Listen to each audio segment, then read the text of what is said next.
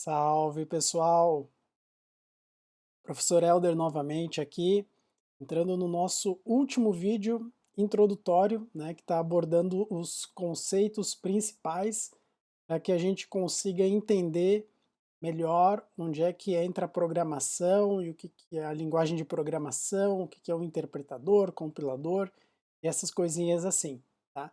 Esse é o nosso último vídeo e aqui a gente vai conversar sobre dois tópicos que a gente não conversou nos últimos vídeos, né?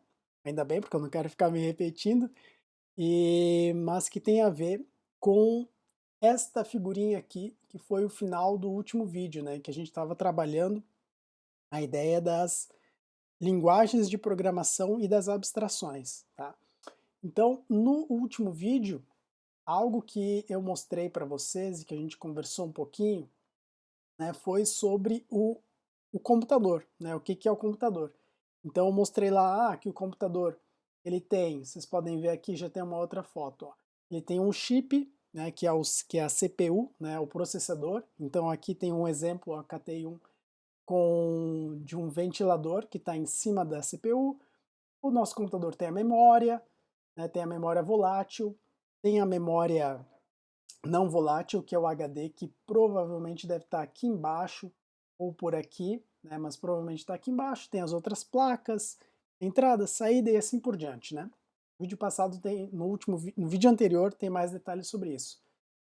Mas aí, aqui com essa figurinha, pode dar a impressão de que na linguagem de programação, de alguma forma a gente está controlando diretamente o hardware aqui, né? Então, do meu código de máquina eu preciso, né, ou no meu programa, eu preciso controlar exatamente como que vai funcionar a memória, ou como é que vai funcionar a placa de vídeo, ou, né, enfim, e descendo nesse nível do hardware aqui. Felizmente não é assim, né? Então, tem um elemento que faz esse meio de campo entre o hardware do computador, entre tudo que está aqui dentro, né, e uma interface mais amigável para o usuário. Então, este usuário aqui são dois principais, né? O primeiro usuário somos nós, que usamos o computador desde ligar ele, abrir a calculadora, até programar, né, e fazer coisas mais avançadas com ele. E um outro usuário, né, são os próprios programas e as linguagens de programação que vão utilizar o hardware para fazer o seu processamento, né? Então, só fazendo uma brincadeirinha aqui para a gente entender esse papel do sistema operacional. Então, o sistema operacional ele faz o meio de campo, tá, entre o hardware e o usuário, sendo que esse usuário pode ser nós humanos, né, quando a gente usa o Windows, usa o Linux, usa o macOS, e também tem um outro usuário que são os programas e as linguagens de programação.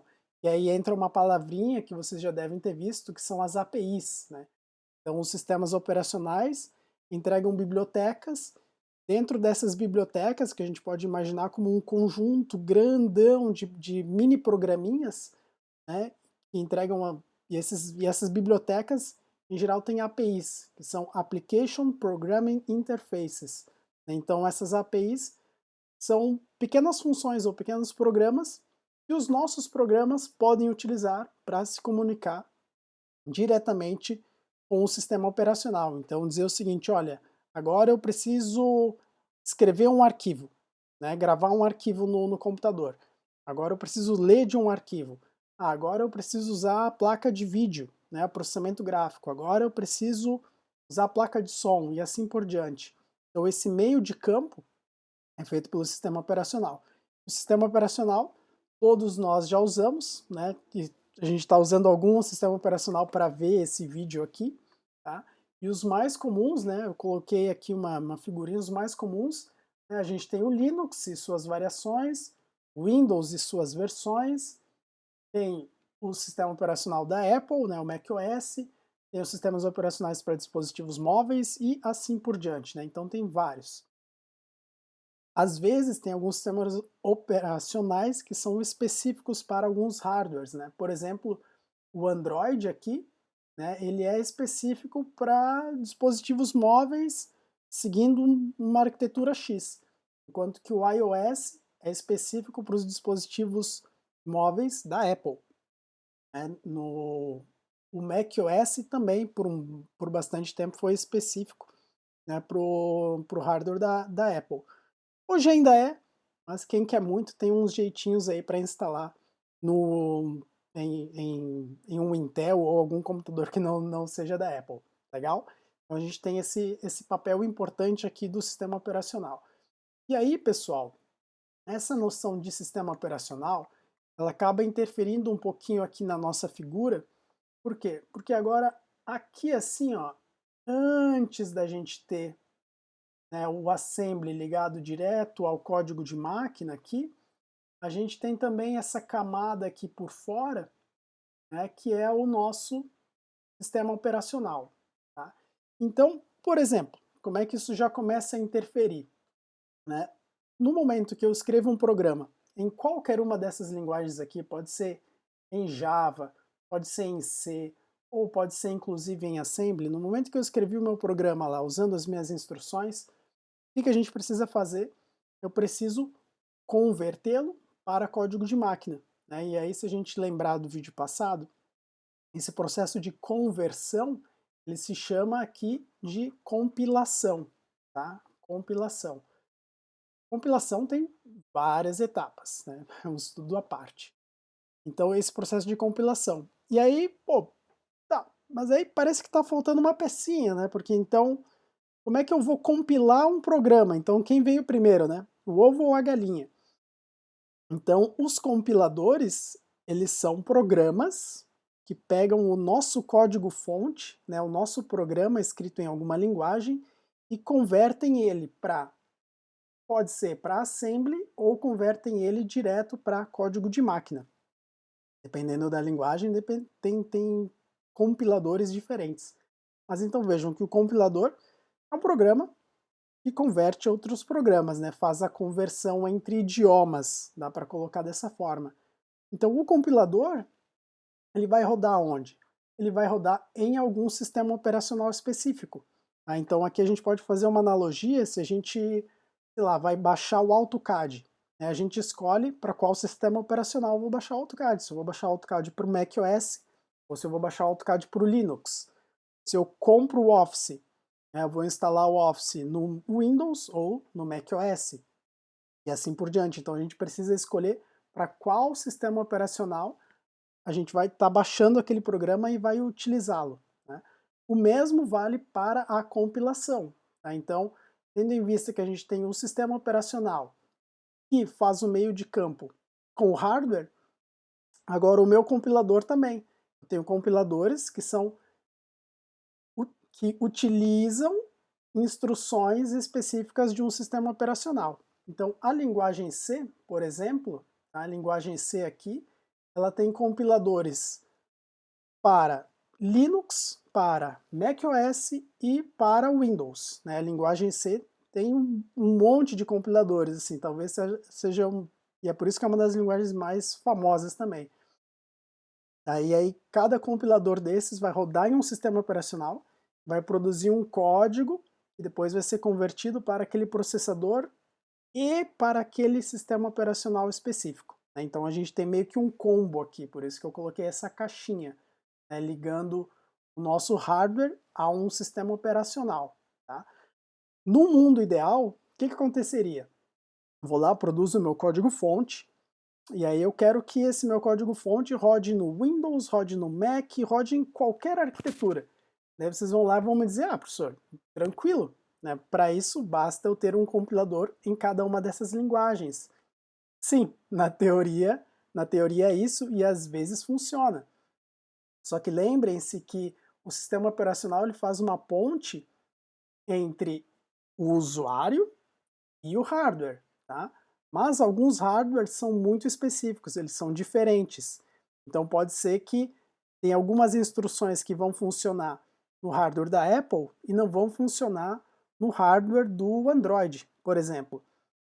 Então o meu programa, às vezes, ele não vai conseguir ser multiplataforma, mesmo ele sendo escrito na mesma linguagem. Tá? Então, a gente fica com uma questão assim, tá, e agora? O que que eu faço, né? Para quem já é da computação, já está acostumado com isso, a gente sempre tem várias adaptações, né? Então, uma versão de um programa que roda no Windows, a outra versão roda no Mac, e aí vai andando dessa forma, né?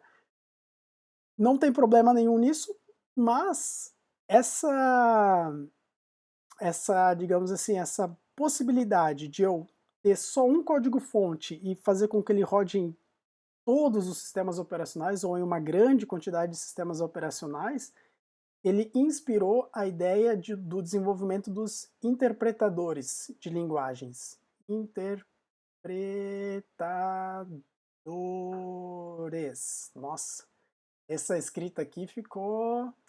Ainda bem que eu já tenho minha CNH, né? Senão não sei se eu passava no psicotécnico. Então inspirou a ideia de um interpretador. Porque a ideia aqui de um interpretador é a seguinte: ao invés de eu produzir um código, compilar ele especificamente para um sistema operacional, a ideia do interpretador é o seguinte: o interpretador ele faz o meio de campo entre o código e qualquer sistema operacional. Então seria o caso de eu ter aqui entre o hardware e algum sistema operacional qualquer, fazendo esta ponte aqui, tá? Fazendo essa ponte aqui, eu tenho algum interpretador de linguagem, tá? E aí a gente tem as linguagens que são chamadas de linguagens interpretadas. Então, C, por exemplo, é uma linguagem que não é interpretada. Ela foi desenvolvida para que tenha um processo de compilação, né, que produza lá código assembly ou código de máquina lá no final. Já as linguagens Java, Python, HTML foram desenvolvidas neste paradigma de que elas sejam interpretadas, tá? Interpretadas ao invés da gente produzir código de máquina. Então, um código-fonte feito em Python ou em Java, ele é um código-fonte que vai ser interpretado em uma máquina virtual ou interpretado pelo interpretador, e aí o interpretador converte este código para o sistema operacional em que ele estiver rodando. Então a gente passa essa responsabilidade de converter para um sistema operacional específico, para um hardware específico, a gente põe essa responsabilidade toda aqui no interpretador e deixa para quem vai programar simplesmente cuidar do código-fonte. Tá? Então é muito legal isso, né? Para o desenvolvedor isso funciona muito bem. E para o usuário, opa, mexi aqui na minha câmera. E para o usuário também funciona bem, porque é um código que vai precisar de menos manutenção, né? Não vou precisar ficar fazendo várias versões desse código para cada um dos sistemas operacionais. Então ele tende a ter um pouco mais de confiabilidade. Só que a gente perde novamente no desempenho, né? Então, assim como em geral, né, quanto mais distante nós estivermos aqui do código da CPU, né, menos desempenho a gente possui, né? Em geral, via de regra, né? A linguagem, quando ela é mais alto nível, ela está mais distante do CPU. Então, o que acontece aqui? Essas linguagens interpretadas, que são essas que eu anotei em verde aqui, tem outras, né? Claro que tem outras. Essas linguagens que são interpretadas, elas colocam mais uma camada antes da gente conseguir rodar o código. Então, elas tendem a ter um desempenho um pouco pior, né? Mas é claro que para quem vai desenvolver aplicações de dia a dia, esse desempenho não importa tanto, né? Porque, como eu comentei no vídeo passado, o hardware já se desenvolveu bastante, né? Então a gente não precisa se preocupar tanto com o desempenho, né? A gente pode deixar essa parte do desempenho mais para o pessoal que resolveu se aprofundar mesmo em computação, sistemas operacionais, processamento paralelo e assim por diante, né? Ou se a gente vai estudar para competições de programação, né? Aí essa parte importa. Mas então a gente tem essa questão do interpretador. Então, ao mesmo tempo que ele dá vantagem da gente fazer um código que vai rodar em vários sistemas operacionais, ele dá desvantagem de que eu coloco uma camada a mais para rodar o meu código-fonte, né, o meu programa. Então, tendo em vista que a gente tem essa camada a mais, o desempenho acaba diminuindo um pouquinho, tá? Enquanto que um código compilado, ele vai ser específico para rodar em um hardware específico, por exemplo, para rodar num processador da Intel com Windows. Então ele está compilado e ele está otimizado, né? Ele foi feito para aquilo, então ele é sua medida. Vai ter a tendência de ele funcionar melhor, tá certo? Então, pessoal, agora a gente entendeu aqui o link que faltava, né, que era o que é um sistema operacional, o que é um interpretador e o que é um compilador. Tá? Então, o Python, que é a linguagem que nós vamos usar aqui para ensinar os principais conceitos de programação, ele é uma linguagem que é interpretada e ele possui um interpretador. Tá? Então, no próximo vídeo, eu vou mostrar para vocês qual é a diferença ali, né, entre um código-fonte e um interpretador e o que a gente consegue fazer já para ter umas primeiras noções ali do que é um programa e o que é a programação. Bacana? Então, pessoal, brigadão aí pela audiência e nos vemos aí no próximo vídeo. Até mais!